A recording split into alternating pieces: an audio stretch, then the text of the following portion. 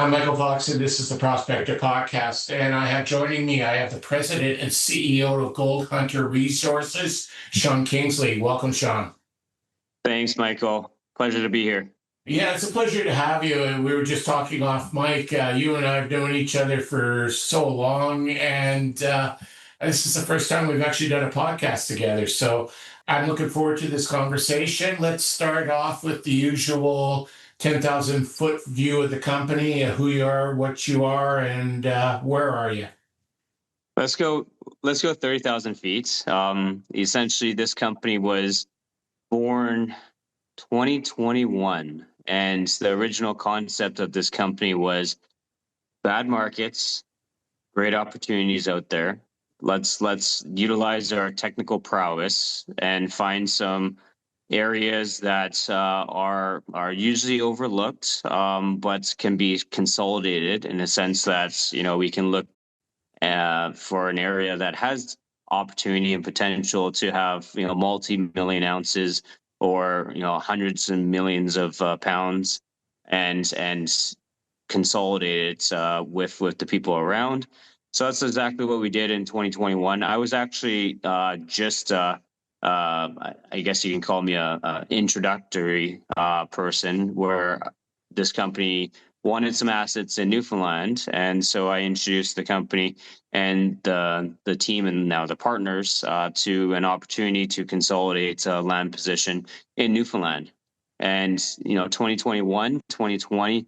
Bad markets, very tough to raise capital and deploy it. And, just backtracking, I've been going to Newfoundland since, I guess, 2013. So about 12 years now. And, I've stayed in contact with a lot of people, prospectors, geologists, you name it out there. And, what I really like about Newfoundland and what, someone like Eric Sprott, which is one of our founding shareholders, says, and yeah, I've been saying this all along, is that Newfoundland is the last frontier where a lot of work has been done very, very well by the prospectors on surface, but not enough companies and groups have gone in and, looked at district scale opportunity and actually spent the dollars to unlock that value. So prospectors have done a great job on the surface, but not enough people have gone in and spent the dollars to drill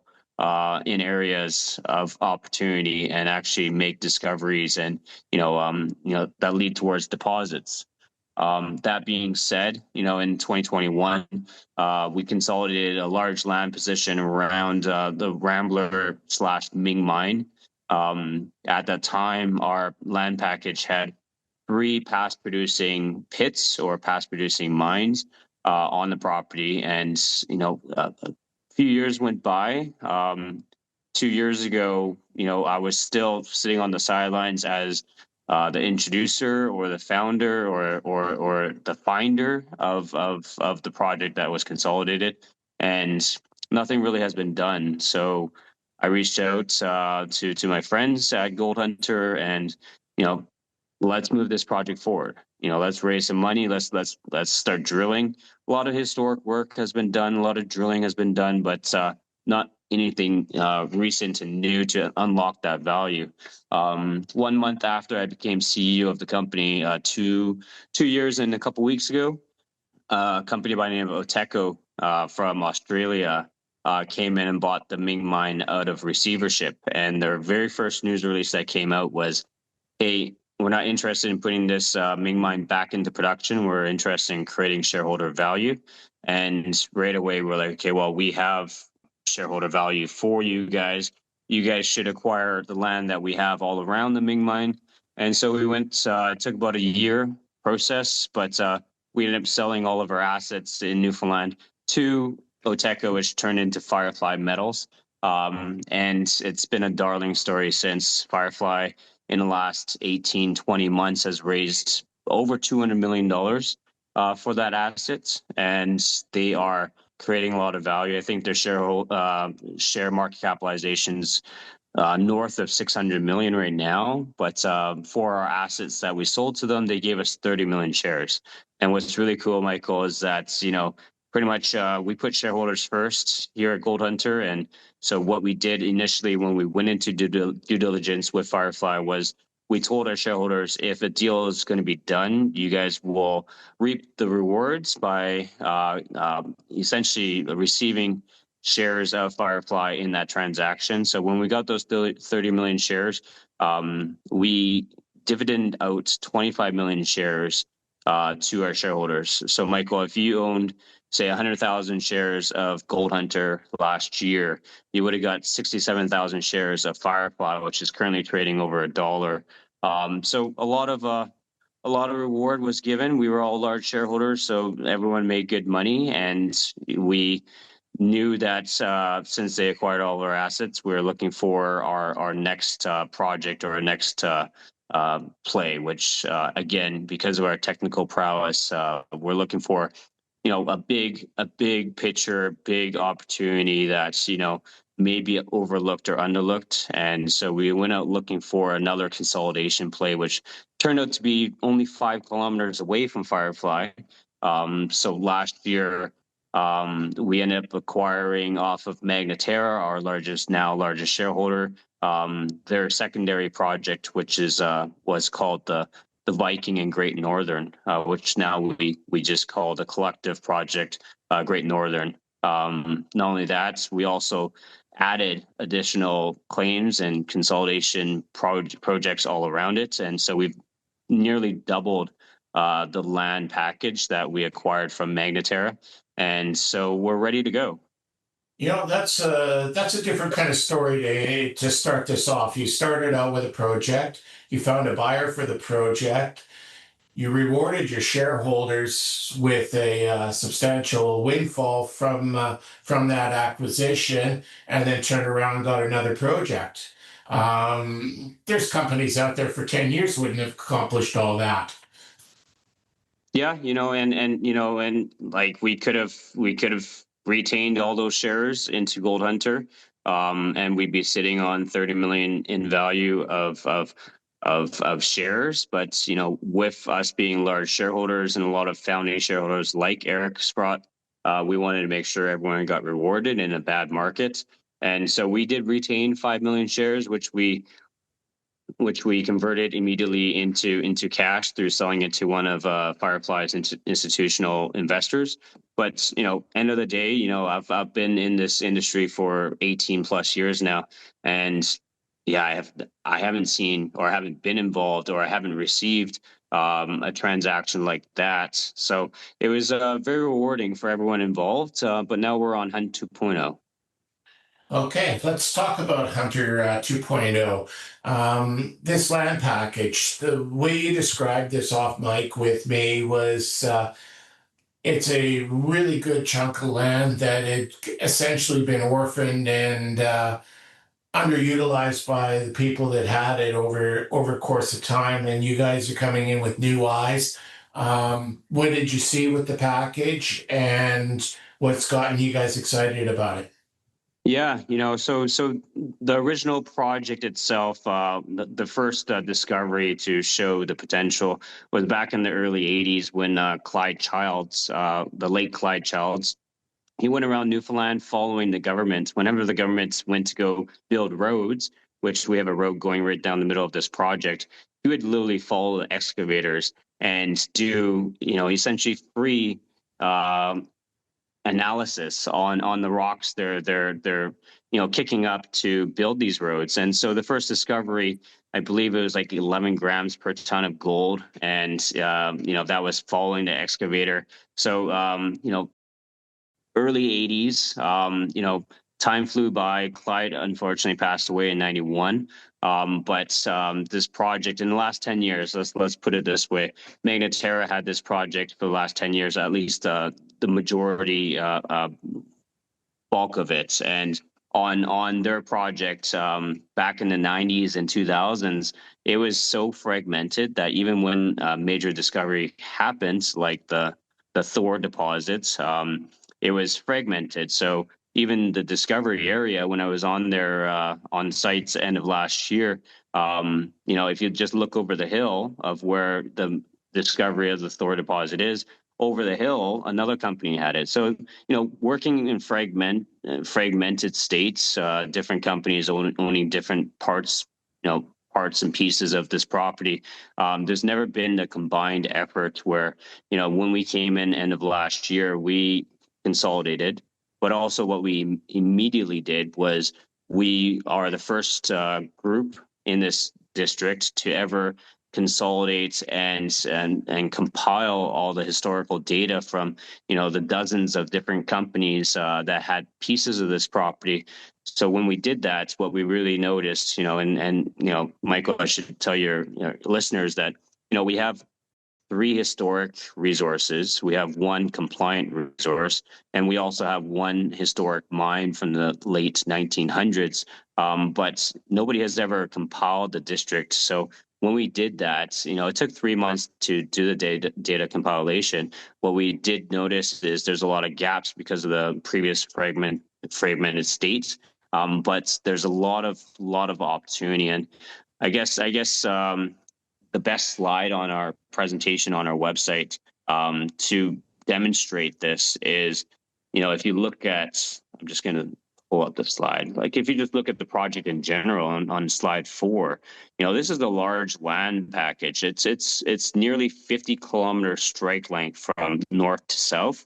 And what's super important is that strike length is along a major fault structure. And we know that this fault structure is, as it splays out, the splays and the mineralized trends coming off this fault, they're all mineralized with gold on surface. But if you zoom in, you can see the 3 historic mines or 3 historic non-compliant resources to the north, and then the historic mine on the south with the compliant resource right below it.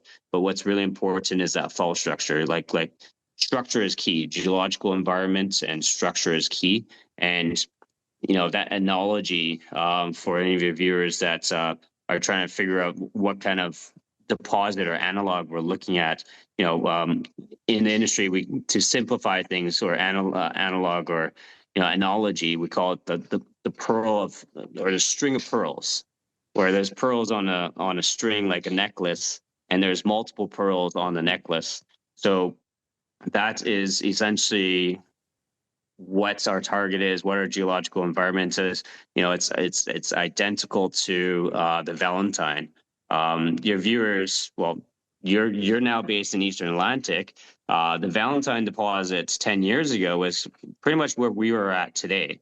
200,000-300,000 ounces of gold. A big project along the fault structure, same rocks. But within 10 years, focused exploration. I should also mention Tanya Tatler, which was the exploration manager on that project for 6 years during that tenure. They've turned that into 5 million plus ounces, and it's about to go into production Q3, which we're in. So any month now, they're going to go in production. It's going to be the largest gold mine in the Eastern Atlantic. And the news in the last few months is that Ross Beaty's Equinox is looking to merge the 2 companies, mainly solely because of the Valentine deposit. So we have a project that could replicate what Valentine did. So our team is looking at how can we do what they did in 10 years, but do in 5 years. So that's kind of our main focus right now, and that's what we're setting out to do. How do we do that? Not spending so much money and keeping dilution down. So the number one thing that we did after that data compilation end of last year was to immediately get a geotech airborne VTEM survey out there. Because of the weather, pretty much we had to cut it short. You can't fly with overhanging fog and clouds, impending snow, etc. So we got 45% of that VTEM done, and just this month we're going to get the geotech VTEM is coming on the site. By the time you air this, it might already be on site, but we're going to complete that VTEM. And having historic areas with gold deposits, we'll be able to see what the conductivity resistivity of the VTEM is in those areas, and then look along the splays and the mineralized trends, And just by looking at the VTEM, I truly believe, our team believes that that's going to be essentially, it's going to define where we're going to be drilling this year. And, the markets appreciate, and a lot of companies that drill and get results are being, fairly valued with discoveries and stuff. So we want to drill as soon as possible. And, just looking at our historic grades, like I know Onyx Gold very well. When they put out about a month and a half, 2 months ago, they hit about 60 meters, about 3 grams, about 200 meters below surface. Their share price appreciated from about 25 cents to 75 cents, is now trading over $2. We have nearly an identical hole, 57.4 meters at 2.8 grams per ton gold, starting from just 20 meters. So we have a lot of shallow, high-grade gold, but we also have to the northern side, big intersects of, we're talking about like 100 plus meters of between 1 to 3 grams as well too. So very exciting project that is, in my opinion, underlooked so far, because this was always Magnetara's secondary project, as they focused on Gaboro, which is now merged with Frank Drusha's Next Gold, and going in the permitting stages to go into production. But all the work that's been done historically has been centralized towards these resource areas, but also along the road, to keep the costs down. A lot of the work that's been done historically was just to keep the project in good standing. And we're setting out to really unlock the value, do big drill programs, have multiple discoveries, and really show the potential. Last thing before I lose my breath is, looking at our peers and stuff that have market caps of north, say 300 million. I looked at a company today that I'm a shareholder of, and I looked at, their 320 million valuation. They were a 10 million valuation less than 2 years ago, and their area of interest is 2 by 2 kilometers. Again, we have 50-kilometer strike length, but we have multiple areas that are, between 15 kilometers, 5 kilometers, 1 kilometer, but big areas. We're looking for big deposits. Valentine has 5 million ounces, so we're thinking big picture. And we have 18 mineralized trends, and a lot of them haven't been drilled. So I think that's really going to show that big picture this year, aside from the VTEM, but also drilling them. So yeah, no, we're gearing up. We're ready to go. Yeah, Newfoundland's an interesting place to work. It's as you say, it's always been a patchwork. You've always had little prospectors and small companies that have done a fair amount of work on a small patch of land, but they've always get blocked out by somebody else who's also got a small patch of land right beside them. And so you end up with, situations like Newfound Golden Exploits, where Newfound has a long trend line, but right in the middle of it, you've got another company that's got land in between. So, they either have to work cooperatively or it doesn't work at all. And the fact that you've been able to bring this land package all together is fantastic. It's very similar, going back to the original owner of the Valentine, what's going to be the Valentine mine, Marathon Resources. That's what they did with that project initially. They got it to the point where they could make it a mine. Then Caliber Mining stood up and has taken it to almost the finish line. And then, as you mentioned, Equinox Gold has come in and merged out with Caliber Mining, and they're going to take it and carry the ball the rest of the way over the gold line. But that and the Onyx that you talked about, those are great comparisons, because it's they have already done what you're setting out to do now, and on similar land. Yeah, and like when you start a company, or when you look at a new focus for a new flagship project, the thought is always in your head: if I have early success with drilling, while I I will most definitely have to pay more if I want to expand the project because there'll be more interest and the price will go up. So when we initially made the original transaction with Magneterra, the same very day we actually announced 5 other deals without any of the vendors, including Magneterra, knowing that we're consolidating. So we definitely got the best bang for the buck in terms of the consolidation. We also, in the last 3 weeks, finished or completed all the consolidation in and around. We had some gaps and stuff, and we wanted to tie all the loose ends in before we started drilling.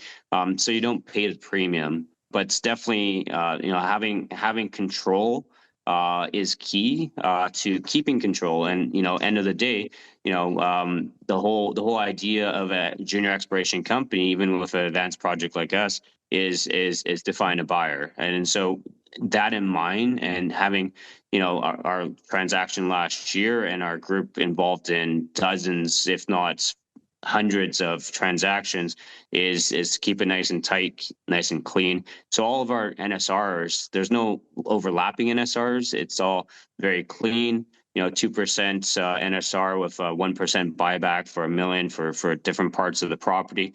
But definitely we're setting it up for potential for another transaction down the road.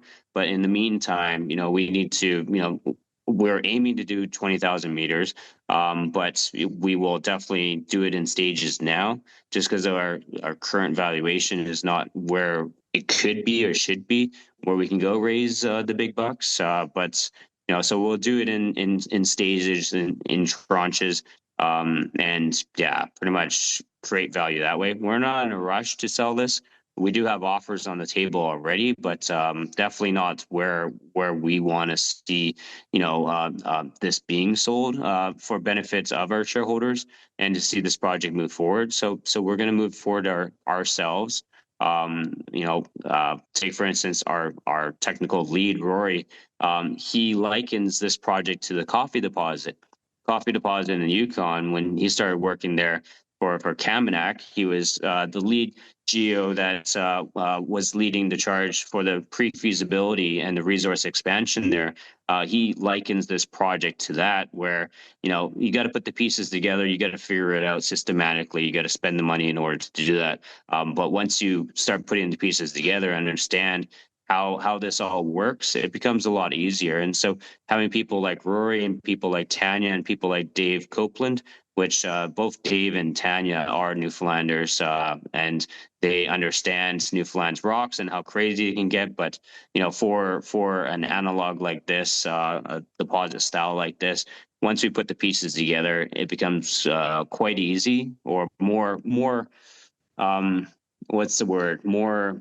Let's just say, yeah, it gets easier to start figuring things out, and you just got to do the work. And so we're already, our sleeves are rolled up, ready to go. The VTEM is going to arrive any day now, and that's going to help us define what drill targets we're going to go after this year. And because of their evaluation, like we got to hit our best stuff to show the markets exactly what we have, and hopefully create that value so we can raise money at a higher level, and then do a much larger program. Wonderful. Well, as always, you got to walk before you run, and it's good sometimes to do that, because sometimes if you have too big of plans out of the chute, it backfires on you, and you spend and waste a lot of money on nothing. So if people want to continue to follow this story, it's early days. The VTEM is going to go up, and you should see results of that by the end of summer, and the drill should start turning by the fall. How about they follow your story? Yeah, totally. Exactly. That's the plan. Complete the VTEM. The VTEM should be pretty quick. It wouldn't take too much longer to analyze it. Again, we already have identified 18 mineralized trends. Most of them haven't been drilled. Drilling will kick off going into the fall. And essentially, you can follow us at goldhunterresources.com. I am super available. Again, I've been in this business for 18 years. And the way I look at this business is, if you're a shareholder of Gold Hunter, I work for you. So I'm always available. I love chatting. I can go through everything in depth.